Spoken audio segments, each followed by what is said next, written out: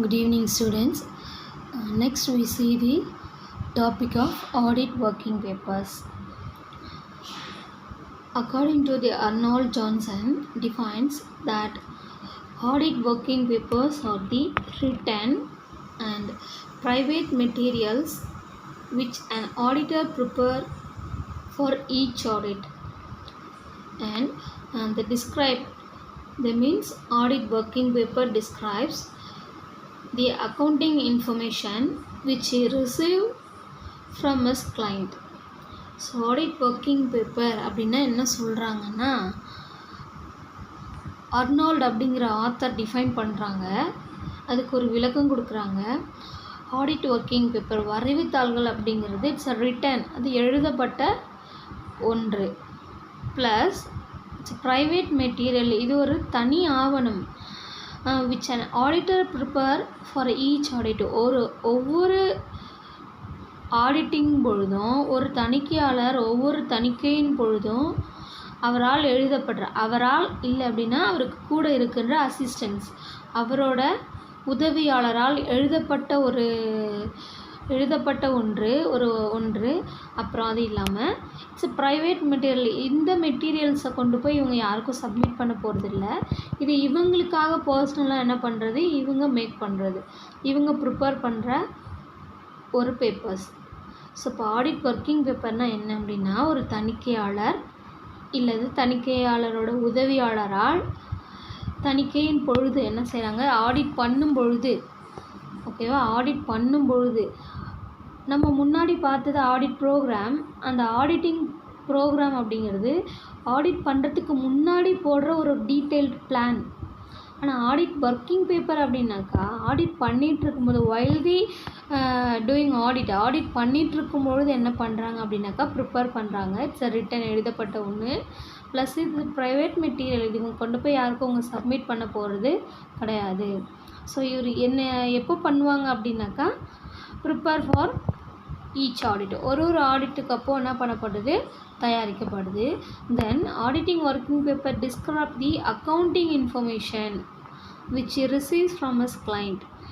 Plus இது என்ன பண்ணுறாங்க அப்படின்னாக்கா, இவங்களோட கிளைண்ட்டுக்கிட்டேருந்து, கிளைண்ட் அப்படின்னா அந்த இன்ஸ்டியூஷனில் ஒர்க் பண்ணுற இவங்களுக்கு ஒரு வேளை எதுவும் இன்ஃபர்மேஷன் தேவைப்படுது அப்படின்னாக்கா, யார்கிட்டலாம் இருந்து இவங்க இந்த இன்ஃபர்மேஷனை கலெக்ட் பண்ணுறாங்களோ, ஸோ அவங்க கிளைண்ட், ஆனால் அந்த அவங்களோட இன்ஸ்டியூஷனில் ஒர்க் பண்ணுற எம்ப்ளாயிஸ் தான், அதனால அவங்களையும் கிளைண்ட் நம்ம சொல்லலாம். ஸோ அந்த கிளைண்ட்டோட இன்ஸ்டியூஷனில் இருந்து இவங்க அக்கௌண்டிங் இன்ஃபர்மேஷன் எதெல்லாம் இவங்க ரிசீவ் பண்ணியிருக்காங்களோ அது எல்லாத்தையும் என்ன பண்ணுறாங்க அப்படின்னா அந்த ஒர்க்கிங் பேப்பரில் அவங்க மென்ஷன் பண்ணி வைப்பாங்க. அப்படின்னா இப்போ ஒர்க்கிங் பேப்பர் வரைவுத்தாள்கள் அப்படின்னா ஒரு தணிக்கையாளரால் அல்லது ஒரு தணிக்கையாளரோட உதவியாளரால் எழுதப்பட்ட ஒரு ஆவணம். எப்பொழுது அப்படின்னா தணிக்கையின் பொழுது எழுதப்பட்ட ஒரு ஆவணம். அதில் என்ன இருக்கும் அப்படின்னாக்கா, அந்த தணிக்கையாளர் அவங்களுடைய கிளைண்ட்டுக்கிட்ட இருந்து, வாடிக்கையாளர்கிட்ட இருந்து கணக்கியல் சம்மந்தப்பட்ட தகவல்கள் அவங்க என்ன பண்ணியிருப்பாங்க, பெற்றிருப்பாங்க. அந்த தகவல்களை அவங்க என்ன செஞ்சுருப்பாங்க, அதில் டிஸ்கிரைப் பண்ணியிருப்பாங்க. அதுக்கு பேர் தான் ஆடிட் ஒர்க்கிங் பேப்பர் அப்படின்னு சொல்கிறாங்க.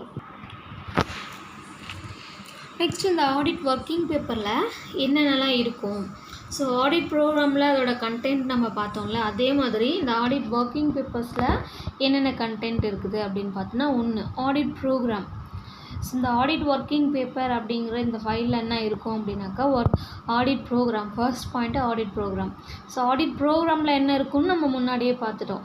ஸோ என்ன வேலை செய்ய போகிறாங்க, யாரை வச்சு செய்ய போகிறாங்க, என்ன டியூரேஷனில் செய்ய போகிறாங்க அப்படிங்கிறது அந்த ஆடிட் ப்ரோக்ராமில் இருக்கும்.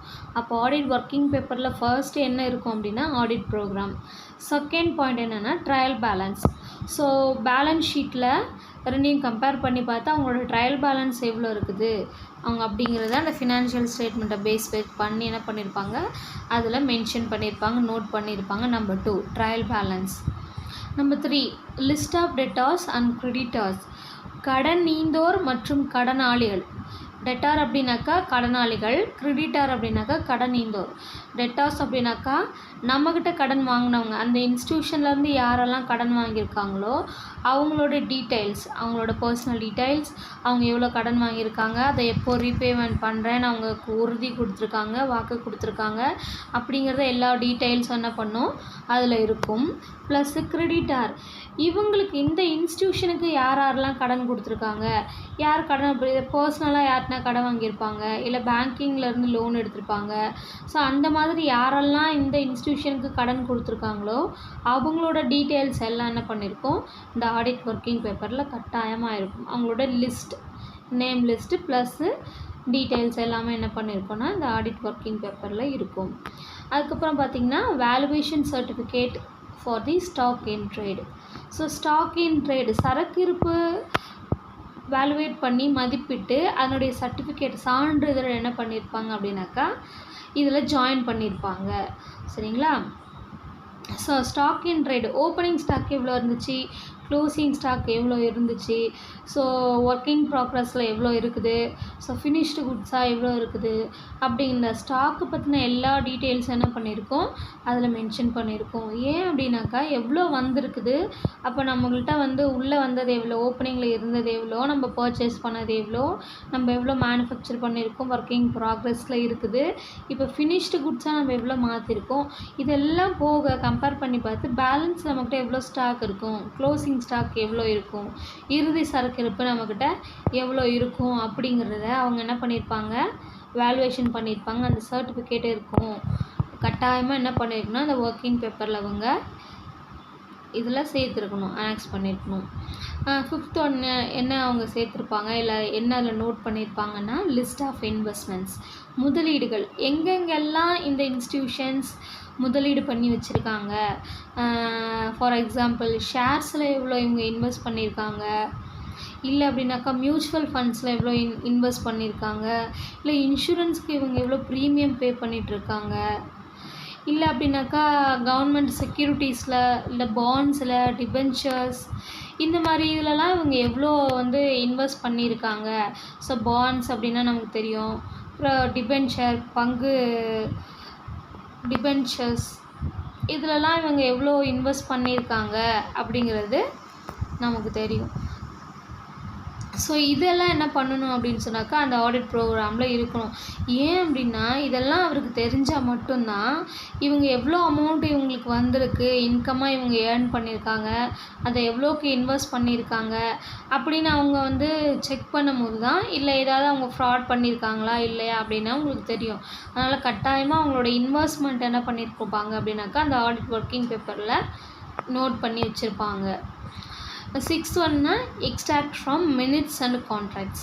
ஸோ மினிட்ஸ் அண்ட் கான்ட்ராக்ட்ஸ்னால் என்னென்னா இன்கேஸ் ஸ்டாச்சுவரி மீட்டிங் எதுவும் கண்டக்ட் பண்ணுறாங்க, இல்லை அப்படின்னாக்கா இவங்க yearly meeting, annual meeting conduct பண்ணுறாங்க, இல்லை குவார்ட்டர்லி மீட்டிங் ஏதோ ஒரு மீட்டிங் இவங்க கண்டக்ட் பண்ணுறாங்க போர்ட் ஆஃப் டைரக்டர்ஸை வச்சு, ஷேர் ஹோல்டர்ஸை வச்சு அப்படின்னு சொன்னாக்கா அந்த மீட்டிங்கில் என்ன மாதிரி மினிட்ஸ், என்ன மாதிரி எதெல்லாம் இவங்க பேசினாங்க அப்படிங்கிறத நோட் பண்ணுவாங்க. அதுக்கு பேர் தான் மினிட்ஸ்.